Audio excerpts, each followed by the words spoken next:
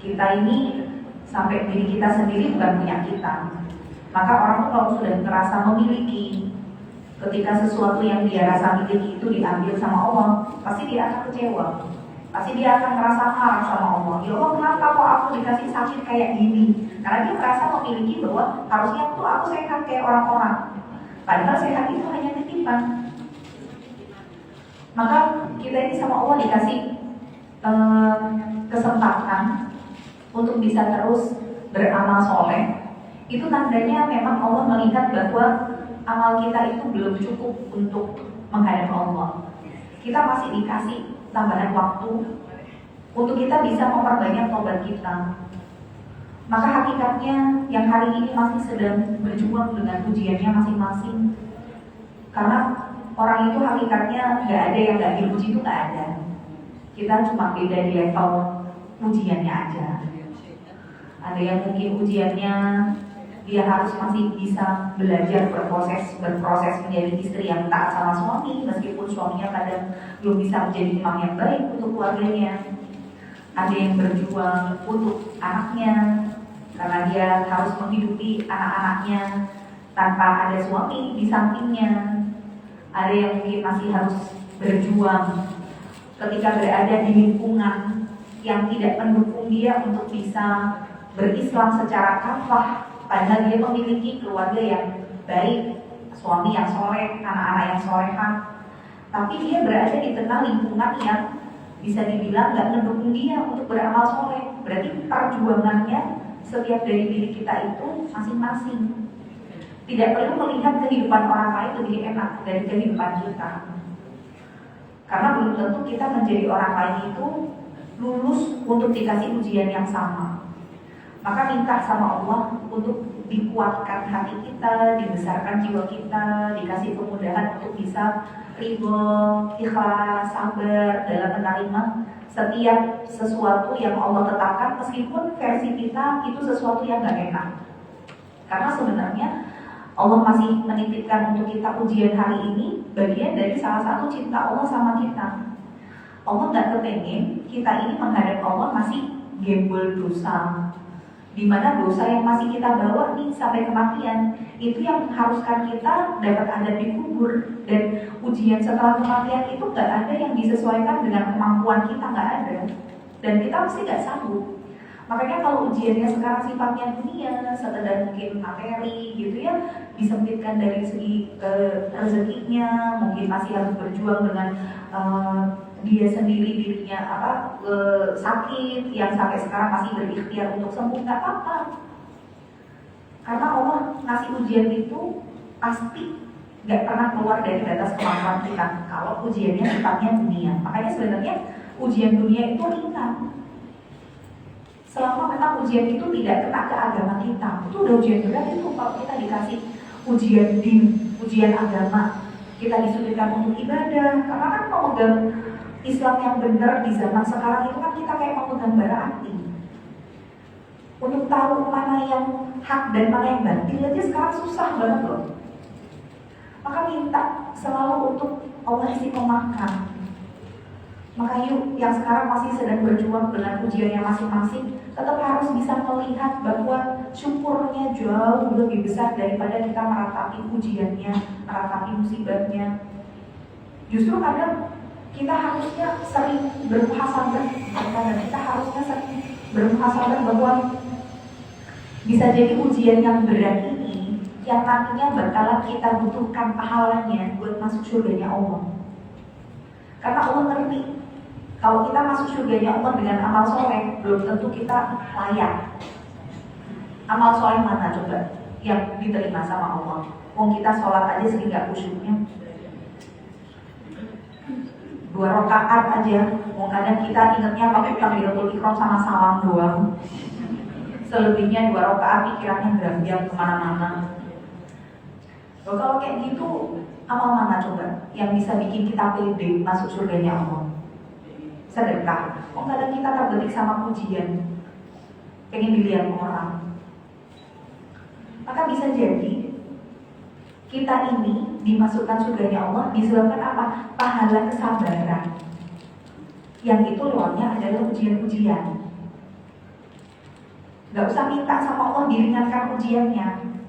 Karena inna itu jaza ma'a itu bala. Besarnya ujian itu sebanding sama besarnya pahala. Kalau ujiannya besar, berarti pahalanya besar. Kalau kita minta diringankan ujian, kita takutnya dapat pahalanya sedikit. Padahal kita butuh pahala yang besar buat masuk surganya Allah. Maka minta sama Allah dikuatkan pundaknya, dibesarkan hatinya, dilapangkan jiwanya, ya. Dan kita bersyukur kalau sekarang ini masih dicolek sama Allah. Karena itu bukti bahwa Allah cinta sama kita. Karena orang tuh kalau sudah dicuekin sama Allah itu justru orang yang diabaikan sama Allah. Makanya dalam Al-An'am 44 itu kan disebutkan falamma sumayukiru, ada orang-orang yang lupa sama peringatan Allah, fatahna alaihim abwaaba kulli syai', justru akan kami bukakan semua pintu-pintu kesenangan. Hatta idza farihu bima utu, sampai ketika mereka bahagia senang dengan apa yang Allah berikan untuk mereka, akhadna membaktakan, kami ambil nyawa mereka seketika. Faidah mubisu, dan dia nggak punya kesempatan lagi untuk bertobat. Berarti orang itu kalau udah dibiarin dalam kemaksiatan, semua keinginan duniawi dikabulkan sama Allah, itu justru bentuk orang yang diistidraj, dicuekin, diabaikan, sampai nanti saatnya Allah mencabut nyawanya sudah tidak ada lagi kesempatan untuk bertobat. Maka itu yang hari ini masih lengkap dengan ujian, itu tanda bahwa Allah itu kepengen kita menghadap Allah nanti sudah dalam keadaan bersih. Jadi sekarang kita digosok dulu sama Allah, dikucek habis dengan dosa-dosa kita, dibersihin dengan sakitnya kita, dengan ujian yang bertubi-tubi, nggak apa-apa. Karena hakikatnya ujian dunia tadi, pasti kita sanggup, pasti kita mampu. Jadi dibuka lagi kacamatanya lebih lebar, bahwa syukur kita harus jauh lebih besar, ya. Dan jangan menjadikan ujian-ujian kita hari ini sebagai penghalang untuk kita tidak jadi beramal soleh. Kita akhirnya jadi nggak bisa ngaji. Aku lagi ada masalah aku banget, aku rasa pengen ngaji ini misalkan. Ngaji itu bukan kalau sempat, harus disempatkan. Kalau ngaji itu harus disempatkan. Ya, malulah kita menghadap Allah. Kalau kadar ilmu agama kita kok levelnya PK, mau untuk dapat pekerjaan yang sekarang gajinya UMR Solo Raya 2,4 juta aja, orang minimal harus S1. S1 itu belajarnya 16 tahun, SD 6, SMP SMA 6, kuliah 4, 16 tahun. Untuk dapat gaji UMR 2,4 juta, orang minimal harus belajar 16 tahun. Sekarang kita mau masuk surga seluas langit dan bumi, yang di situ nggak ada jatah UMR, unlimited gajinya. Karena semua yang jenengan minta disediakan, gitu ya. Nggak pernah ada sengsaranya, semua isinya bahagia. Masa mau masuk surga yang kayak gitu luasnya? Ilmu levelnya PK, ngaji di seminggu pisan, izinlah sama Allah. Allah itu adalah zat yang pengen disembah dengan ilmu. Allah aja bilang hal yastawil ladzina la ya'lamun wal ladzina ya'lamun, sama enggak orang yang tahu sama orang enggak tahu? Oh, enggak sama. Jadi ayo kita bukan lagi yo nek sempat yo aku tak teko. Memang harus disempatkan untuk ngaji, ya. Maka mudah-mudahan setiap langkah yang kita tapaki, kita meluangkan waktu, tenaga, pikiran ke masjid ini, semoga Allah juga angkat derajat kita di sisinya, Allah ampuni dan Allah hapuskan dosa-dosa kita. Amin ya rabbal alamin. Kemudian salawat beserta salam tentu selalu tercurah kepada Nabi besar Muhammad SAW. Kita bertiba kepada beliau karena yang menjadi salah satu penyesalan Allah sebutkan wa yauma ya'budu dzalimun, nanti orang-orang zalim, termasuk orang zalim itu adalah orang yang mereka bermaksiat. Dzalimun li nafsi itu orang yang dia melakukan kesalahan, kemaksiatan, itu disebut zalim terhadap dirinya sendiri. Dan nanti di akhirat itu ada orang-orang yang zalim yang sampai menggigit jarinya sebagai bentuk penyesalan. Siapa mereka? Mereka yang mengatakan ya laitani, gitu ya, ya Allah celakalah aku seandainya saja ittaqattu ma'a rasuli sabila, seandainya aja aku dulu waktu di dunia mengambil jalan petunjuknya Rasul. Berarti termasuk menjadi penyesalan seseorang di hari kiamat nanti adalah ketika dia di dunia beribadah tapi tidak sesuai dengan tuntunan. Maka ibadah itu kalau pengen diterima sama Allah, ya nggak boleh keluar dari dua syarat ini. Kalau nggak ikhlas, ya harus sesuai dengan sunnah Rasul. Orang mau ikhlas kayak apapun, tapi Rasul nggak ngajari, dia nggak jadi ibadah. Dan beribadah tidak sesuai dengan tuntunan itu menjadi salah satu strategi iblis untuk menjerumuskan manusia. Orang itu kalau udah nggak bisa dijerumuskan ke dalam kemaksiatan, dia berubah strategi. Bagaimana orang soleh itu dijerumuskan dalam hal-hal ibadah, tapi nggak sesuai dengan tuntunan. Makanya jangan menormalisasi kalimat saya praktekkan niatku apik. Wong iki kan aku ibadah, tapi ibadah itu kalau Rasul tidak melakukan, ia kemudian justru malah kita jatuh dalam kemaksiatan ya. Maka hari ini insya Allah saya akan bahas tentang fikih kurban, karena sebentar lagi berkenaan dengan hari kurban. Saya mengawali dari surat At-Taubah ayat ke-36, di mana Allah sebutkan a'udzubillahi minasyaitonirrajim, inna iddatash syuhuri 'indallahi 12 syahran fi kitabillahi yauma khalaqas samawati wal ardh.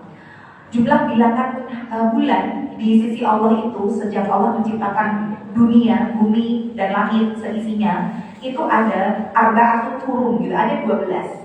Dari 12 itu ada 4 yang disebut sebagai bulan yang haram. Bulan haram itu maksudnya adalah diharamkannya segala macam bentuk kezaliman dan kemaksiatan. Makanya Allah sebutkan dari Karimul Qayyim, fala tadliku fihinna anfusakum, maka di 4 bulan ini jangan kalian menggolimi diri kalian sendiri. Nah, 4 bulan haram karena diharamkan segala perbuatan keburukan, maka menjadi bulan yang suci. 4 bulan suci ini yang 3 terletak secara berurutan, dimulai dari Dzulqa'dah, kemudian Dzulhijjah, kemudian Muharram, dan satu lagi agak jauh yaitu Rajab. Dan sekarang kita berada di bulan, ada yang mengatakan Dzulqa'dah, boleh menggunakan Dzulqa'dah ya, dua-duanya boleh. Jadi di bulan Dzulqa'dah ini termasuk bulan yang suci, di mana ulama menyebutkan segala macam bentuk amal ibadah dilipat gandakan. Begitu juga yang melakukan dosa dan kemaksiatan juga dilipat gandakan. Nah, jadi kalau di Ramadan hanya sekedar bulan dilipat gandakan segala amal kebaikan, tapi dosa enggak. Tapi justru di 4 bulan ini, ibu mau melakukan dosa sekecil apapun, Allah lipat gandakan. Makanya hati-hati betul, menjaga perilaku bukan cuma apa yang keluar dari lisan dan perilaku, tapi bahkan hati pun juga. Bahkan Allah sendiri sebutkan, innallaha ya'lamu kha'inatal a'yun. Allah itu tahu mana pandangan mata yang khianat. Pandangan mata lo ya, itu gak ngomong, bermerok, nah bahasanya ya. Jadi misalkan ibu lagi jodohan karo koncone, kemudian temennya itu gak pernah yang namanya pengajian. Lah kok tiba-tiba datang pengajian, orang dari belakang datang, ibu kan kerasa kok orang sing teko, terus ibu ngeliat gitu, kok kayak kok gitu ya, peripannya bermerok gitu ya. Oh itu innallaha ya'lamu, Allah tuh tahu loh siapa pandangan mata yang khianat, itu ada dosanya. Nah jadi benar-benar di 4 bulan ini lebih dijaga lagi. Bahkan dari hati kita yang batin, ketika kita yang suka nyindir di status WA misalkan gitu ya, itu hati-hati ya, dosanya nanti berlipat ganda. Nah nanti setelah masuk Dzulqa'dah ada yang disebut dengan bulan Dzulhijjah, di mana masuk lagi ke dalam hadis Rasulullah, di mana Rasulullah bersabda, "Ma min ayyamil amali shalih ahabbu ila Allah min hadhil ayyamil ashr." Di antara semua hari di dalam 1 tahun gitu ya, tidak ada amal soleh yang paling dicintai oleh Allah selain orang yang beramal soleh min ayyamil ashr, di 10 hari ini. 10 hari itu apa? 10 hari awal di bulan Dzulhijjah. Yang startnya, nanti ibu-ibu tolong dibunderin kalendernya, tanggal 28 Mei ya, itu start 1 Dzulhijjah. Kata para sahabat adalah, ya Rasulullah, amalnya itu besar banget. Walal jihad fisabilillah, walaupun orang yang berjihad fisabilillah gak bisa menyamai orang yang beramal kebaikan di 10 hari awal bulan Dzulhijjah. Kata Rasulullah, walal jihad fisabilillah, iya, walaupun orang yang berjihad gak bisa nyanyi gedenya pahalanya. Inilah kata Rasulullah ya, kecuali ada orang yang dia itu pergi berjihad, membawa serta semua harta yang dia punya, kemudian dia bawa berjihad, di medan perang hartanya habis, dirinya pun gugur sebagai seorang syahid.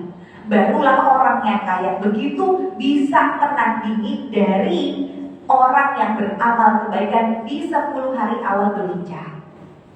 Maka perintahnya adalah sebenarnya tidak secara termaktub ya, tapi dari amal soleh yang paling dicintai oleh Allah itu adalah puasa. Karena Rasulullah dalam hadis qudsi ya meriwayatkan bahwa as-siyamu li wa ana ajzi bihi. Allah sendiri katakan puasa itu untukku dan aku sendiri yang membalas dari balasan orang puasa. Maka saya mengajak buat ibu-ibu semua, kalau selama ini tahunya puasanya yang sunat memang paling afdal di tanggal 9-nya. Tapi nek bisa memperbanyak puasa di 9 hari awal, lakukan 9 hari. Nek bisa, gitu ya, dari tanggal 1 sampai 9. Kalau nggak bisa 9 hari, yang penting diperbanyak bu. Mau dapat 2 hari, 3 hari, monggo nggak apa-apa ya. Taruhlah tanggal 28 Mei itu hari Rabu. Kita biasanya puasa sukanya Senin Kamis. Yaudah nggak apa-apa, berarti nanti tanggal 29 Mei-nya niatnya puasa Kamis sekaligus puasa awal Dzulhijjah. Nanti puasa lagi di Seninnya, di Kamisnya gitu ya. Berarti kemungkinan kita dapat 4 hari lah sekitar puasa sama tanggal 9-nya. Maka silahkan yang bisa punya kemudahan untuk berpuasa full, karena puasa itu kenapa jadi amal yang paling dicintai oleh Allah? Karena dia akan gandeng amal yang lain. Contoh misalkan gini, mumpung lagi poso, aku tak ngaji. Nah gitu ya. Karena kadang kalau nggak puasa itu, yuk makan indi gitu. Misalkan nih habis pengajian, yuk makan indi gitu. Tapi kalau kita puasa, lah kok aku yo poso, tak boleh lah, engko ngenteni dhuwur, aku tak karo ngaji. Nah misalkan gitu. Jadi dia itu mampu untuk menggandeng amal soleh yang lain dan mampu untuk membuat kita jadi tidak suka terhindar dari melakukan keburukan gitu. Makanya Rasulullah itu kan juga bersabda, sesungguhnya setan itu mengalir seiring dengan aliran darah manusia. Maka persempitlah jalannya setan dengan berpuasa. Jadi kalau kita banyak makan, pembuluh darahnya itu makin lebar. Nah kalau pembuluh darahnya lebar, setannya makin leluasa godain kita.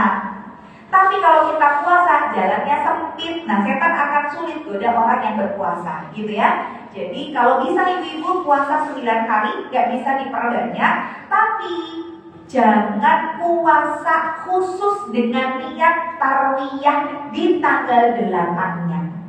Ini banyak sekali yang puasa 8 plus 9 ketika ditanya, kenapa kok tanggal 8-nya puasa? Oh, soalnya hari tarwiyah. Tarwiyah itu apa? Tarwiyah itu artinya perenungan. Jadi Nabi Ibrahim ketika bermimpi menyembelih anaknya di tanggal 8 itu dia merenung, kira-kira mimpi ini tuh datang dari setan atau memang dari Allah. Maka di tanggal 9-nya disebut Arafah. Dari kata Arafah yang itu artinya mengetahui. Dia mengetahui bahwa mimpinya itu bagian dari wahyu yang memang diperintahkan oleh Allah dan bukan datang dari setan. Nah, di hadis yang derajatnya maudhu ataupun palsu itu disebutkan puasa di hari tarwiyah itu pahalanya seperti puasa 1 tahun. Tapi derajatnya palsu, sehingga nggak boleh kita jadikan sebagai landasan dasar kita puasa tanggal 8. Tapi kalau ibu niatnya memperbanyak puasa awal Dzulhijjah, bertepatan di tanggal 8-nya juga puasa, nggak masalah. Nah, jadi nanti untuk melakukan sesuatu, ibu harus dasar dengan ilmu tadi makanya. Karena orang kalau sekedar ikut-ikutan kosong tarwiyah ya justru malah dosa karena nggak ada dasar hukumnya. Tapi kalau ibu ngepas di tanggal 8, ya memang sunnahnya memperbanyak gitu ya.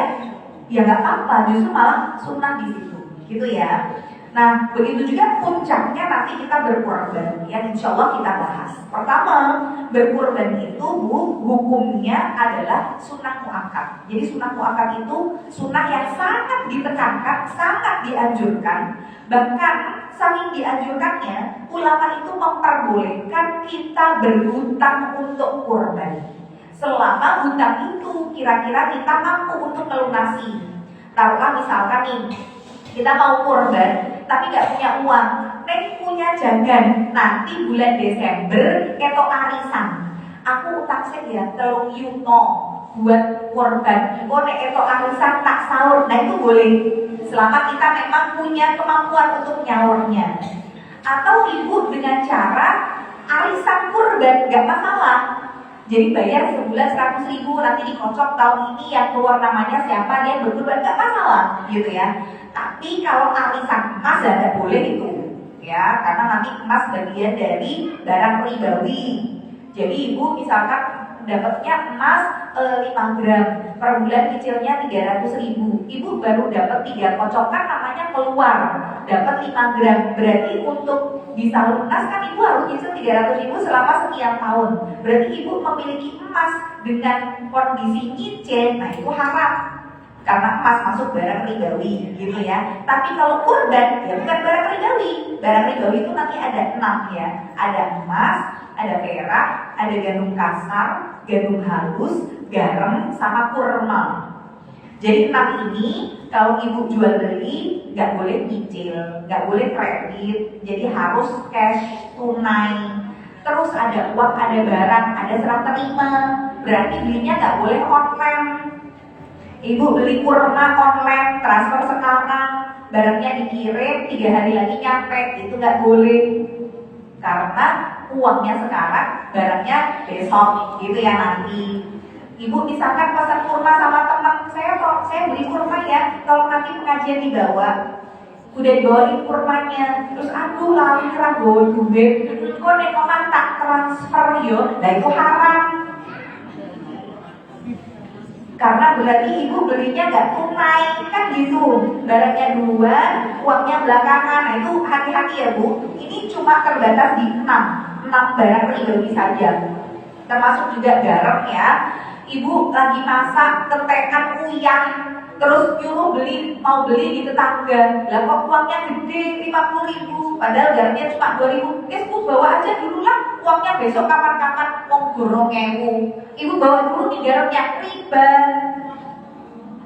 Kenapa? Lah karena nyicil, utang gitu ya. Jadi barang riba itu bu nggak boleh utang gitu, nggak ada uang, ada barang gitu ya. Nah jadi kalau tadi misalkan belinya online, maka lebih afdolnya adalah sistem COD. Jadi si kurir bawa barangnya, kasihin barangnya, ibu kasih uangnya, itu boleh ya. Tapi kalau tadi transfer dulu atau apa tadi, nah itu tidak diperbolehkan ya. Maka kalau kambing, kurban nggak masalah. Ibu beli kurbannya, kambingnya di Wonogiri, cuma dikirim fotonya, saya DP dulu ya, nanti pelunasannya kalau kambingnya udah diantar nggak masalah. Karena si kambing bukan barang ribawi, gitu ya maksudnya ya. Jadi barang ribawi itu cuma 6 ini aja, jangan semua nggak bolehin gitu maksudnya ya. Nah jadi saking memang ditekankannya, ibu boleh dalam keadaan berhutang atau arisan tadi. Kemudian kurban itu yang boleh dijadikan sebagai hewan kurban adalah yang disebut sebagai bahimatul an'am. Bahimatul an'am itu apa? Hewan ternak yang sudah ditentukan jenisnya. Jadi hanya terbatas di unta, kemudian sapi atau kerbau, dan kambing. Baik itu kambing Jawa atau domba. Nah, sekarang nih orang tuh kan kadang aneh-aneh ya. Ada orang yang nggak mau anti mainstream, pokoknya pengen jadi berita viral misalkan. Nah, kalau sapi itu kan mungkin harganya sekitar, kita ambil yang gampang 30 juta. Nah, dia punya uang 50 juta. Nek korban sapi wis biasa. Aku arep sing luwih